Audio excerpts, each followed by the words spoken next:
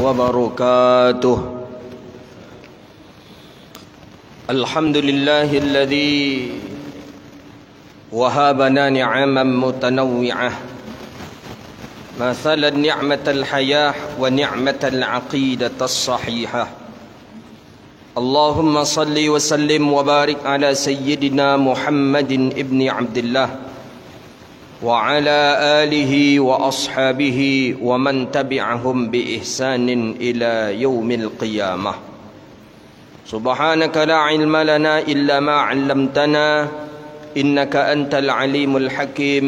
ربي يسر ولا تعسر يا ربي تمم بخير. Kita memuji Allah dengan mengucapkan kalimat Alhamdulillahi Rabbil Alamin. Allah izinkan kita untuk bisa melaksanakan ibadah puasa di tahun ini. Kita bermohon kepada Allah yang sudah kita lakukan dan yang akan kita lakukan hendaknya diterima oleh Allah Subhanahu wa taala dan Allah redai hendaknya. Amin ya rabbal alamin. Salawat dan salam kepada Nabi yang agung, Nabi yang mulia, Sayyidina wa Habibina wa Syafi'ina wa Qurrati Ayunina wa Maulana Muhammadun sallallahu alaihi wasallam.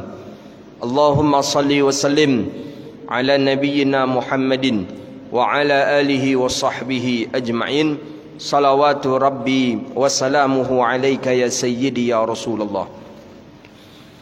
Sidang pendengar yang dirahmati Allah Subhanahu wa taala, kita beri judul kajian kita pada hari ini menjelang berbuka puasa ini dengan judul Cintai Al-Quran untuk mencetak generasi Islam. Nabi sallallahu alaihi wasallam sudah menjelaskan dalam riwayat hadis. Kata Nabi, taraktu fikum amrayni ma in tamassaktum bihima lan tadillu abada.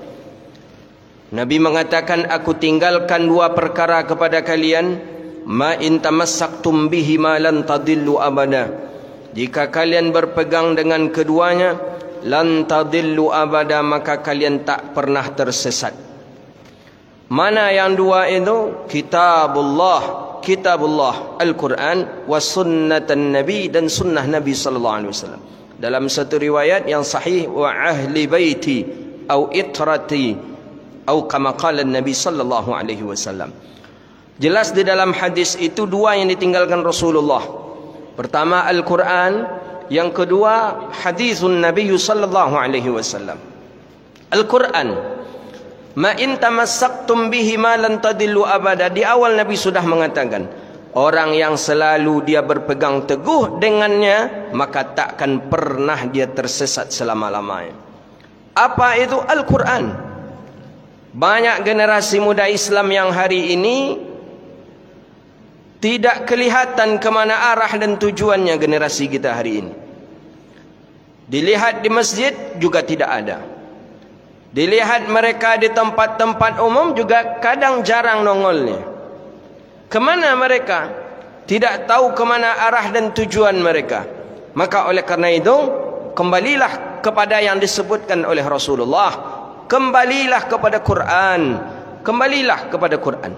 Jadikan Al-Quran sebagai motivasi kehidupan kita. Jadikan Al-Quran sebagai jalan yang membetulkan seluruh yang pernah kita lakukan daripada segala kesalahan. Maka Al-Quran juga sudah disebutkan. Al-Quran menyebutkan, hudal linnasi wa bayyinatin minal huda wal furqan. Al-Quran itu pembeda antara yang hak dengan yang batil, yang salah dengan yang benar, dan Al-Quran adalah sebagai petunjuk. Maka oleh karena itu, siapa yang menjadikan Al-Quran sebagai pedoman hidupnya, Al-Quran sebagai petunjuk daripada kehidupannya, falan tadillu abada, maka orang ini takkan pernah tersesat dia selama-lamanya. Akan tetapi kalau Al-Quran tidak pernah ia jadikan sebagai sumber kehidupan, Al-Quran pun tak dia jadikan sebagai petunjuk dalam kehidupannya, maka orang ini akan tersesat ke dalam kehinaan dan ke dalam kemaksiatan. Maka oleh karena itu, para pemuda, remaja, kaum muslimin di mana saja berada, cintailah Al-Quran. Bagaimana kita mencintainya? tentu dengan membacanya dan mentadaburi Al-Quran itu. Bacalah Al-Quran. Nawwiru buyutakum bi qiraatil Quran. Sinarilah rumahmu dengan bacaan ayat-ayat suci Al-Quran. Gemakan bacaan Al-Quran. Baca Al-Quran. Cintai Al-Quran. Orang kalau sudah mencintai sesuatu, dia takkan bisa untuk lepas dan renggang daripada sesuatu ini. Bukti contoh kecil saja dengan hal duniawi, lahwi, dengan handphonenya. Ketika kita tertinggal handphone, sedetik saja, 1 minit saja kita biasa memegang handphone, kemudian kita tak lagi memegang handphone, kita akan cari di mana handphone saya. Saya ketinggalan handphone di mana? Itu karena hati kita sudah terpaut kepada handphone. Itu duniawi, lahwi. Bagaimana kalau kita buat seumpamakan handphone ini dengan Al-Quran?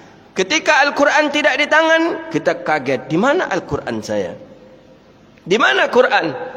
Ketika sudah lama tak pegang Al-Quran, kita cepat ingat kembali. Aku terakhir pegang Quran di mana? Di mana aku letakkan Al-Quran? Itu tanda orang itu mencintai Al-Quran. Ma'al Quran, selalulah bersama Al-Quran. Nabi kita SAW sudah menjelaskan. Sebuah hadis dinukilkan oleh Imam As-Suyuti di dalam kitab Jami'us Saghir fi ahadithun masyirun nadhir. Hadis riwayat daripada Sayyidina Ali ibn Abi Talib karamallahu wajhah. Apa kata Nabi SAW? Addibu awladakum ala 3 khisalin. Addibu, ajari anak-anakmu beradab. Addibu, adabkanlah anak-anakmu. Berilah anak-anakmu adab. Berilah anak-anakmu akhlak dengan 3 perkara, kata Nabi SAW. Ajari anak-anak kita adab dengan 3 adab, kata Rasulullah. Mana yang 3 adab? Pertama, hubbun nabiyyukum hubbun nabiyyikum.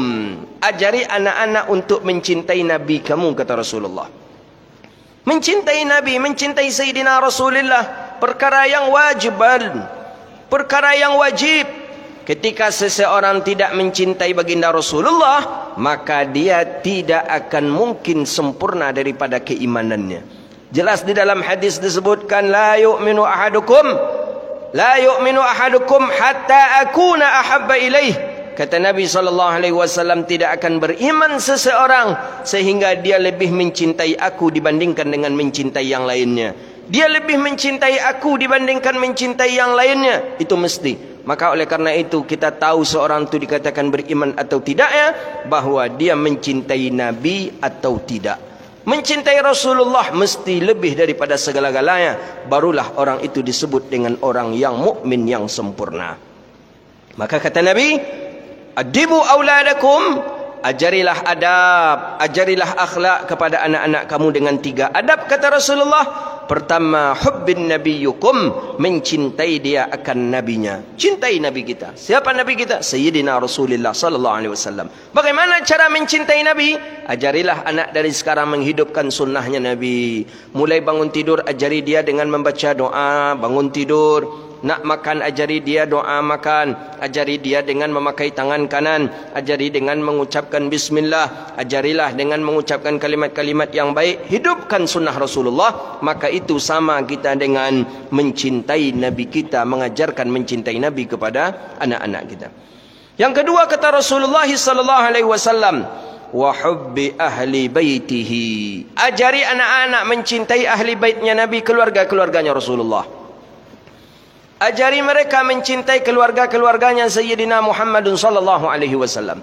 Para habaib, para muhibbin, para habaib, para ulama, orang-orang yang garis keturunannya ahli baitin Nabi sallallahu alaihi wasallam, dari Sayyidina Hasan, dari Sayyidina Husain. Ajari anak-anak kita mencintai ahli baiti. Itu habaib, itu para ulama, itu orang alim di keturunan baginda Nabi. Ajari anak-anak kita untuk mencintai ahli baitin Nabi sallallahu alaihi wasallam. Kemudian kata Nabi yang ketiga, ajarilah anakmu untuk qiraatul Quran, untuk dia pandai membaca Al-Quran.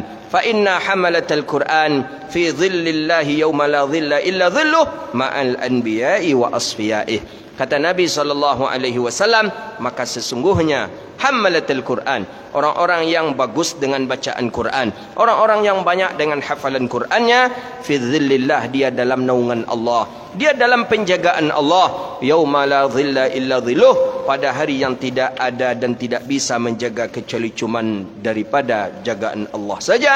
Mereka nanti di dalam surga Allah, dalam lindungan Allah bersama para nabi dan para kekasih-kekasihnya Allah. Maka oleh karena itu, tiga ini dianjurkan oleh Rasulullah kita mengajarkan kepada anak-anak kita. Ajari dia untuk mencintai nabinya dengan menghidupkan sunnah-sunnah Nabi. Ajari dia dengan mencintai keluarganya Rasulullah, ahli baitin Nabi. Dan ajarkanlah anak-anak kita untuk cinta kepada Al-Quran, sehingga dia suka baca Quran, sehingga menjadikan Al-Quran betul-betul sebagai pedoman hidup, petunjuk antara yang hak dengan yang batil, yang salah dengan yang benar. Mudah-mudahan kajian kita pada hari ini Allah berkahi, dan mudah-mudahan Allah terima amal ibadah kita, puasa kita pada hari ini. Dan kita bermohon juga kepada Allah agar Allah tanamkan rasa cinta kepada Al-Quran di dalam dada kita, dan dengan itu kita bisa mengkhatamkan Quran, dan dengan itu kita menjadikan Al-Quran sebagai pedoman dalam kehidupan kita, sehingga tidak ada lagi kehidupan kita tidak dengan Al-Quran. Mudah-mudahan Allah berkahi kita, Allah beri rezeki kita untuk mendapatkan malam Lailatul Qadar, Allah sihatkan kita, Allah jauhkan kita dari bala dan wabah. Amin ya rabbal alamin. Subhanakallahumma wa bihamdika asyhadu an la ilaha illa anta astaghfiruka wa atubu ilaih. Wa sallallahu ala sayyidina wa maulana Muhammadin wa ala alihi wa sahbihi ajma'in. Wassalamu alaikum warahmatullahi wabarakatuh.